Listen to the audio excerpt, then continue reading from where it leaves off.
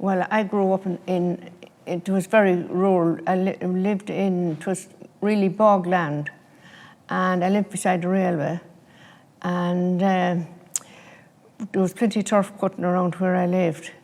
And then we had a nursery up in Glenwood called Nash's Nurseries, and we used to go there and we used to get little tomatoes, and you get a whole lot for maybe 5p or 5 shillings at the time. You get a bag of them, or you get big ones for a little bit more, but we couldn't afford them because my father worked in the railway and the wages wasn't very good, and there was 11 of us in family, so I was the oldest one.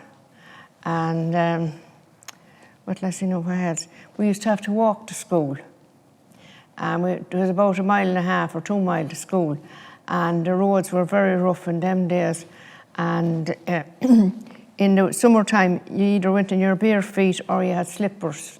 Well, I think there were what do you call them, Yorkshire? Runners, like runners, only they were canvas ones. And in the winter then you wore boots, and you wore stockings up to your knees. And in the evening, my father used to look at the boots to see was there any studs missing out, and if there was, he'd put in another stud so that it wouldn't be wore down. And we brought bottles of tea to school, or cocoa, and you had to put them in front of the fire. You had to bring turf to school, maybe a load of turf or a bag of turf or whatever you could bring, for the heat the fire, but it was the teacher that got all the heat, not the pupils. But anyway, you had tea and cocoa and at lunchtime, and you had sandwiches, and the sandwiches would be brown bread and butter and cheese, or brown bread and jam. And that was coming home then from school, you called to the neighbour's house and you'd look for a drink of water, but you'd be hoping you'd get a slice of cornbread. And we used to get cornbread, and then we'd go on to the next house. Oh no, there was a field in between, and they used to grow carrots in it. And we'd get into the field and we'd pull carrots, and we'd wash them in the drain and eat them. And we'd go on to the next house then, and we'd ask for a drink of water there, and she might give us a slice of bread and butter dipped in sugar, and it was lovely. So then you'd arrive home, sure, I suppose it was 4 o'clock or 4:30 by the time you'd be home. And Mammy'd have the dinner ready for us. And it could be boiled potatoes with fried onions, or she'd make soup with all the vegetables out of the garden, because my granduncle used to sow carrots and parsnips and parsley and onions and turnips. Anything you could grow, he grew it. And we were reared on goat's milk until we got a bit richer and we bought a cow. And we had hens, and we used to get the eggs from the hens. And that was our food. You got very little meat in them days, unless a neighbour killed a pig. And if you killed a pig, they'd make black pudding. And I'm sure it was delicious. And they'd bring you over ribs out of the pig. Or to bring you over maybe half a pig's head, and you boiled it and made brawn out of it. No, they wouldn't eat it that today. My school days was very harmless as well, yeah. There was a family lived near me, and they were our neighbours, the Gaffeys, and James Hackett, known as the Port. He died there a couple of years ago. And our bunch went to school together, you know. And a lot of the time, summertime, you'd be in your bare feet, and going back again like Nancy, in the winter time then you were wearing boots and heavy, long-legged socks. And there was always the studs in the boots to spare the leather and get as long a life out of the boots as you could. That was it. And evening time, we mightn't go home the road. It was 2 miles out the road there. It's out by the bog road there at Jet Station. That was way out there, 2 miles out. In the evening time then, we might go home the long way home. We'd go home down Ross's Laneway down the town, and down into Curry and across back onto the Moyeen Road and home. But it could take us a couple of hours. In summertime, there was a river there, and we'd often take off the clothes and get in for a swim on the way back home from school. But they were harmless days, really.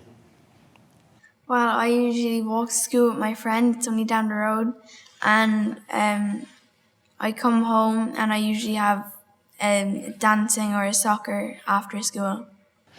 I found in them days that water was a problem. You see, nobody had a tap, really. In them days, you were dependent on the wells, and I used to have to travel 2 fields across and with the 2 white enamel buckets and go to the well and bring back the water. And in them days, you seemed to be using a fair amount of water, so you had plenty of